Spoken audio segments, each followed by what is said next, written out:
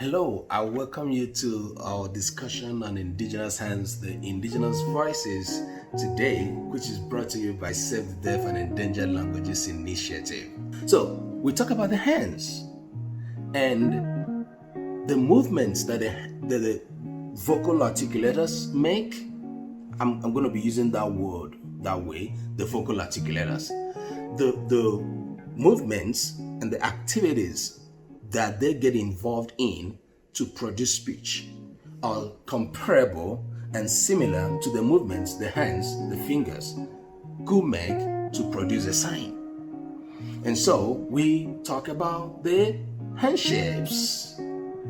Everybody that has taken any training or course in sign linguistics in any way knows one of the primary things you discuss at any time are these parameters for describing sign language, and they are similar to parameters that are used to discuss spoken language, which have to do with speech. All right, so the handshapes are one of these. They are one of these activities that get involved, that the hands get involved to produce what? The signs. So when we talk about the handshapes, we talk about the shape of the hand. The shape of the hand. My hand is capable of making different kind of shapes.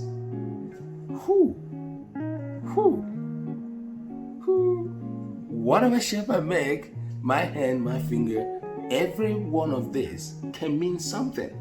It can mean gesture, it can mean pointing, it can mean signing, it can mean anything, depending on what context. Okay?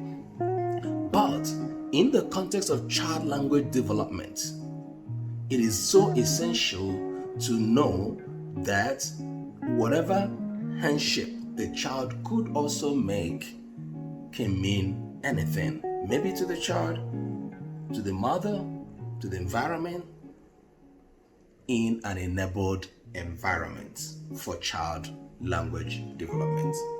Having talked about the handshapes that are made by the hands, we look at the movements. The movements of the fingers, the movements of the palm, the movements of the joints.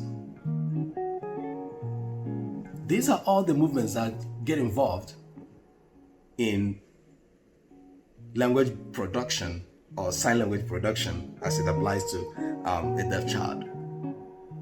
And if you take it back to traditional linguistic study of speech production, you talk about the movement of the tongue, the movement of the lips, the movement of the jaw, the movement of even the head when you nod, when you speak, the movement of the lower jaw to the upper jaw, the contacts the tongue makes to every part of the mouth that it makes these contacts to produce whatever kind of sound I want to produce. There are several movements that are involved in the production of a sound segment. There are equally, many of the time, several movements that are involved in the production of a sign segment. Some sound segments can take one movement. Some sign segments can take one movement. At each particular time, what is applicable to the movement of the vocal articulators could be applicable to the manual articulators in a very subconscious endeavor of the child. Okay, let's have a break.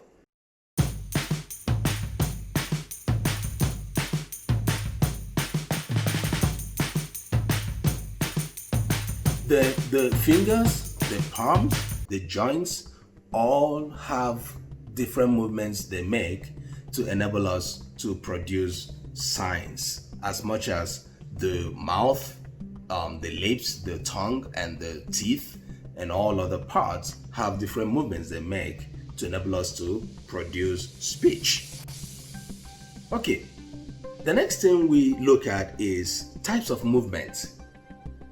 What types of movement can be found when we are looking at the manual articulators? First, let's talk about the movement that are involved in the vocal cord and vocal articulators production of speech sound.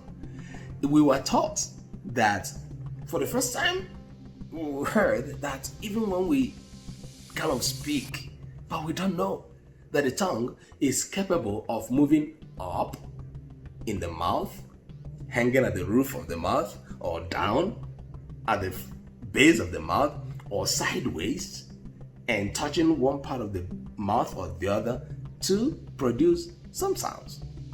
And depending on where the tongue rests and what contact the tongue makes, you produce a particular sound. And the sounds are joined to produce speech. The speeches are joined to produce. Continue. Okay. So, and I want to say, this sound, linguists believe that for this sound to be made, that the tip vis-a-vis the blade of the tongue rests at the teeth ridge,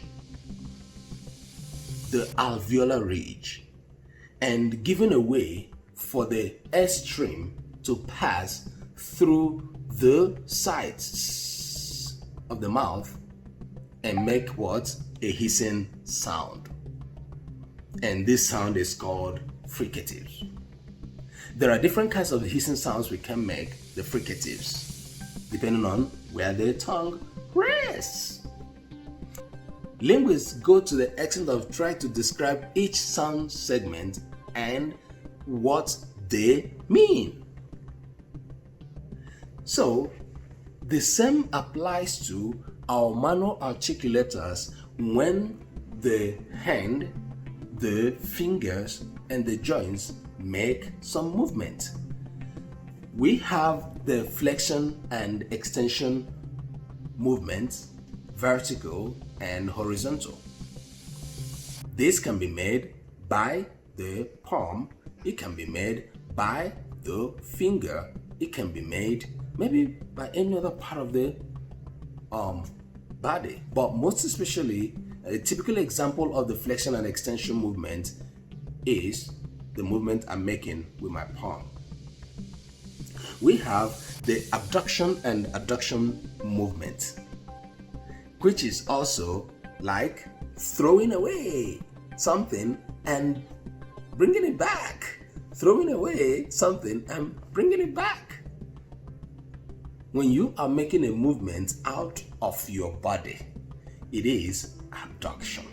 When you are making a movement towards your body, it is adduction.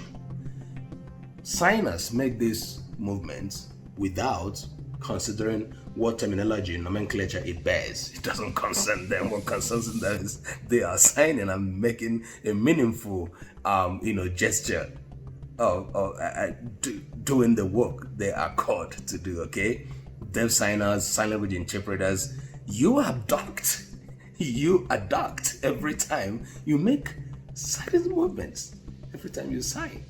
Okay, good, you've learned that one today. All right, the inward and outward rotation is another movement that could be made. The inward and outward rotation is another movement that we make when we sign. This is possibly done by the entire hand, maybe the joints from the from the shoulder down to the elbow get involved in these movements. All right. We also talk about sign segments realized in time and space. In the branch of linguistics called prosthetic phonology, we talk about time, the onset of sound production, the nucleus and the end of it, the onset and the end of a sound production. you begin to look at how a sound is timed, how many seconds and milliseconds it takes for it to be produced. And when we go to an additional branch of linguistics, phonology, or rather phonetics, we begin to talk about the vibration that the vocal cord makes for such a sound to be produced. Sometimes the vibration is heavy, and depending on what sound that is being produced, especially the vowels, they make heavy vibrations. The consonants, they make tiny vibrations, and then you measure the sound that is being made, and the whole of the other tiny arguments that come out of it, they are sometimes not funny, right? Good. We measure sign segments as they are realized in time and space. And what do we mean by that? We mean that for a particular sign segment, the onset of the sign, where the sign begins, the space, the neutral space, or even a location where the sound, also the sign is made, is being measured to realize how a person signs. This is part of what happens in a child that is developing sign. Now, I am kind of trying to dive into professional talk about signing and speaking and everything. No, do not be distracted by my lack of discipline in my discussion. What I am trying to bring our attention to is to understand that whatever that we have known or we have not known but have heard about in child language development in relation to a child with speech is what I want to bring our attention to as it applies to a child without speech. The third manual activity that we look at that is done by the manual articulators is location. This is one of the parameters of sign language, the parameters by which we describe sign language. The location has to do with the place of articulation. A child that is learning how to acquire sign also uses their location. And that means that either the child points in the neutral space when they want to sign, learn how to do that, or learn how to sign any sign on the body, depending on what expression and what language the child wants to speak. Remember, the face is a space. In signing, the torso is another space for signing. Now, you do not teach a child how to use all these spaces, including the neutral space, when a child is developing language. But it is time to tell you one thing that is very important in this, and which is the presence of a language model. The presence of a language model can be in any form. For a child with speech, everybody that speaks in the environment of that child is a language model. Every representation of language in speech for that child is a language model. But for a child that is deaf, for a deaf child, this is where in indigenous deaf communities we have a problem because of absence, or rather lack of language models.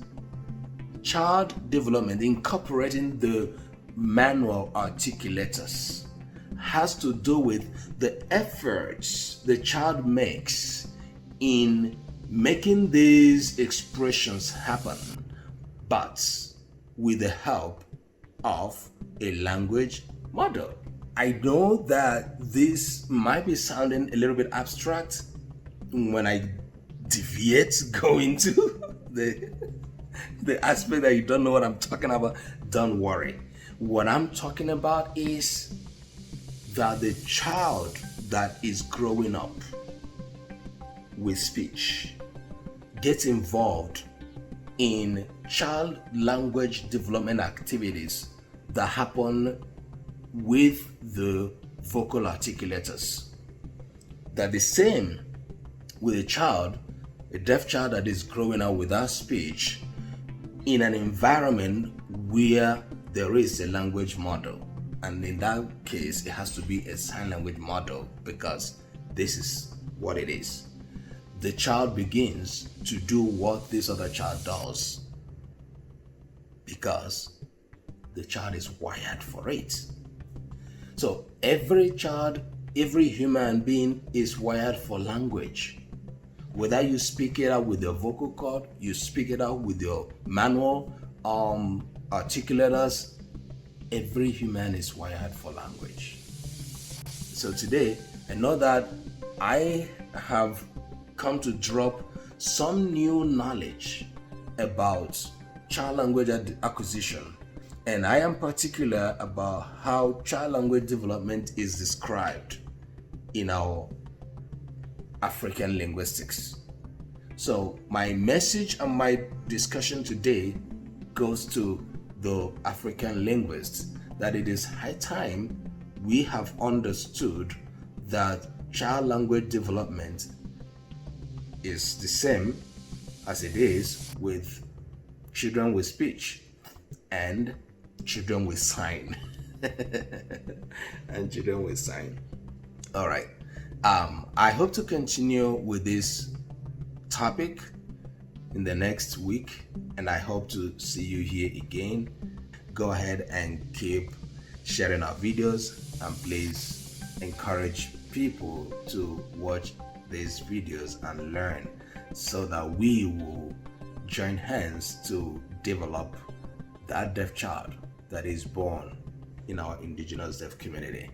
This is the Indigenous Hands, the Indigenous Voice, brought to you by Save the Deaf and Endangered Languages Initiative. And I'm going to be seeing you next week, right? Yeah. See you.